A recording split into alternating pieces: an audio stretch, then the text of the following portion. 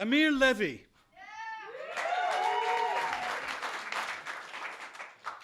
Amir Levi, you know, he and I have posed nude in fundraisers for Rogue Machine. And you wonder how we could possibly still be in financial straits. Amir Levi is a non-binary entertainer and activist. Amir transcends pronouns and thus goes by all of them. Amir loves cats, the species, the musical, and the movie. Please don't hate him for his taste, Amir Levi!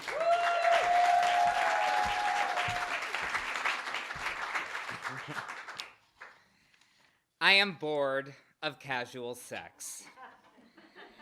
Since it all happens from apps like Grindr, Tinder, Scruff, Adam for Adam, Chappy, Bumble, Squirt on My Face, Lick My Junk, Nipple Tasters, Scream It and Cream It, Tickle My Anus, Whose Dick Is That?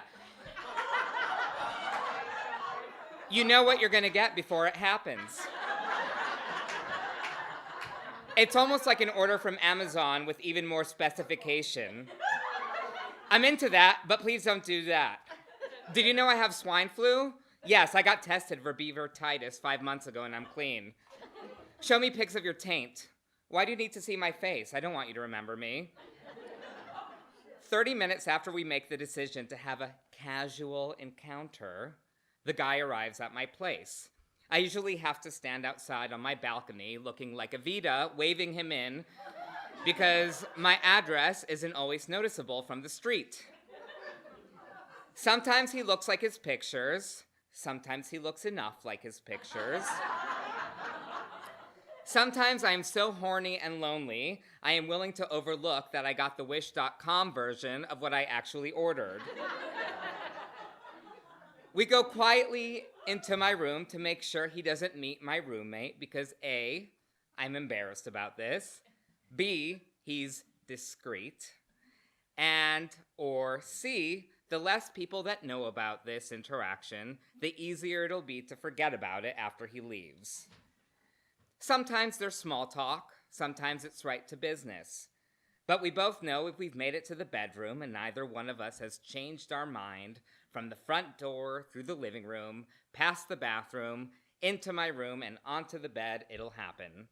Sometimes I'll want him to stay, most often I won't. I miss the buildup.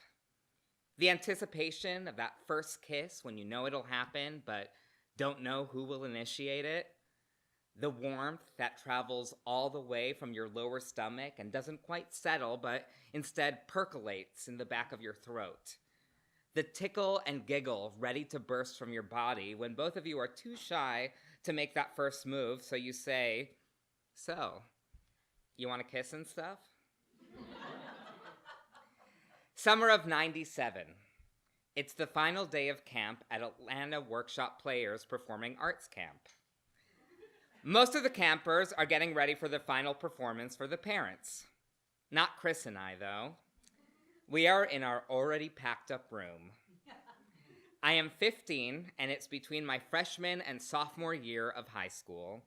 I have braces, big hair. I am certainly not the jaw-dropping beauty you see before you now. I spent most of my childhood fantasizing that once I got older, the boys would like me. Once I lost the braces and the extra weight, I would have my choice of boyfriends, and I would be loved. But I never expected anyone to pay attention to me at that point. I wanted it, but I had been told I was ugly for so long, I believed it. That expectation of rejection still lives within me now and is a part of my being, but that's a story for another time. Anyways, Chris was a charmer. And late at night, he would initiate conversations between me and our other roommate, Richie, such as, if you were attracted to men, who of our counselors would you pick? And if you had to kiss a guy at camp, I mean, had to, who would you pick? And more conversations along those lines. You know, normal straight dude bro, totally straight conversations. Usually it would be the three of us chatting, But some nights it would be just Chris and me in really quiet voices, getting more elaborate and more specific with our hypothetical fantasies. The day of the final performance, I honestly don't remember why Chris and I were able to be back in our room without anyone looking for us. Was it a privilege that us older kids had a specific call time and could do whatever we want until then? Anyways, there we were. And again, more talking, but without Richie there, we decided to take the talking to the next level. Or rather, Chris suggested it, and I nervously went along with it. Chris was hot. He was a redhead who could have easily been mistaken for an athlete. And besides all the girls having crushes on him at camp, he also gave off the vibe that he was popular. The previous summer, 1996, when we first met in Auburn, Alabama, of all places, a reprieve from the chaos of the Atlanta Olympics, we hated each other.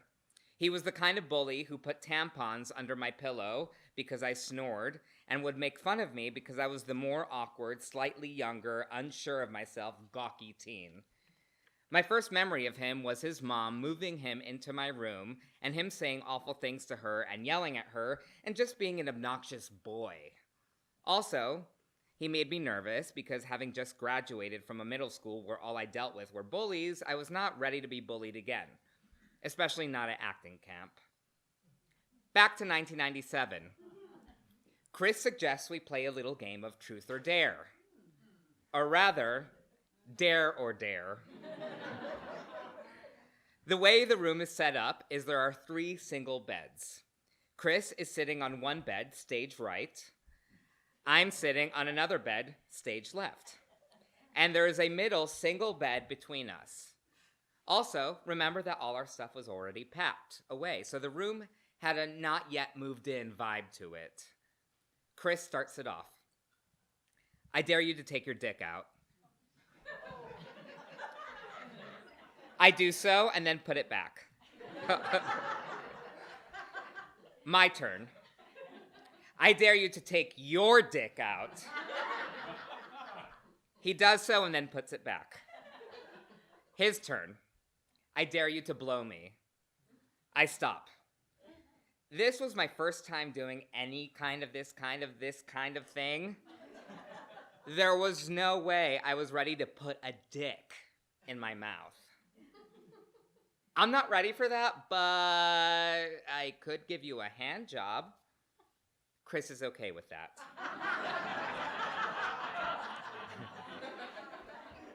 He moves downstage right to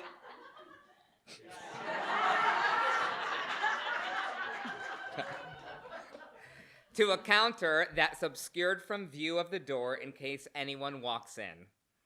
He sits on the counter and pulls his dick out. I look at it, transfixed. I'm so nervous, I can't even bring my hands to touch it.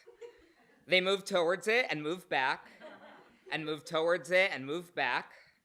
The giggle tickle is happening all over my body, and it's hard to commit to actually touching someone else's privates. If I touch his dick, that means for sure I'm gay. It also means I'm skipping the rom-com formulas in my head of having your first kiss and then letting that move to second base and then so on and so forth. I was about to skip very important steps. But finally, the nerves pushed me forward and my hand was around it, holding it, stroking it, Chris telling me how much pressure to put and where I was putting too much or too little. I didn't know what to expect. As soon as a little wetness appeared, I was sure that I had done it right, and I gleefully laughed and pointed at it, exclaiming, "Ha ha! I did it!"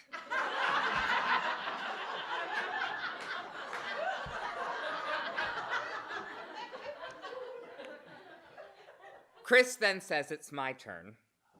We switch places, and now I'm sitting on the counter, and Chris is standing next to me. Like a maverick, his hand moves quickly and thoroughly, and before I know it, I have shot up all over my camp shirt. A few thoughts. 1, wow, that just happened. 2, shit, This is my shirt for the final performance.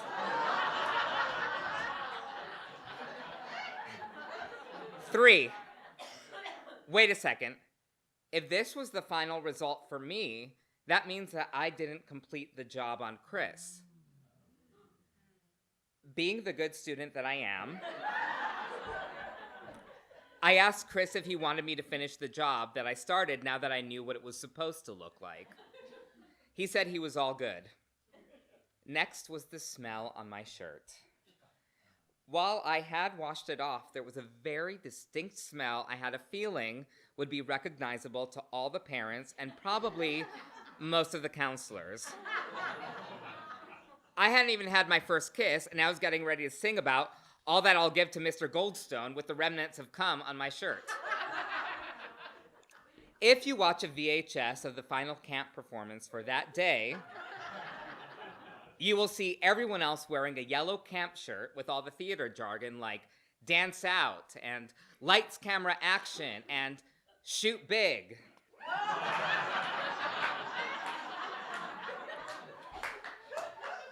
And front and center, a slightly overweight teenager with big hair and braces wearing a black t-shirt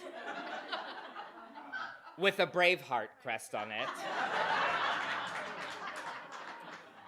I had just been to Scotland earlier that year. This was not a fuck me Mel Gibson shirt. While there are many fantasies I have of how that first experience with Chris could have gone, I'll never forget all the feelings running through me as they were all happening. The warmth of being noticed by a cute boy I actually knew. The anticipation of wondering what his touch would feel like. The longing to be next to him and with him in any capacity. The bursting from every part of my body as opposed to the one.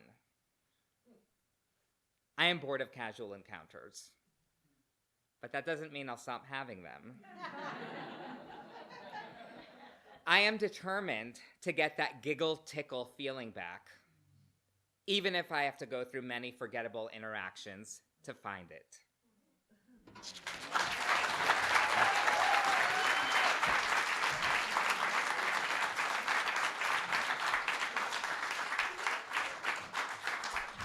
Freedom!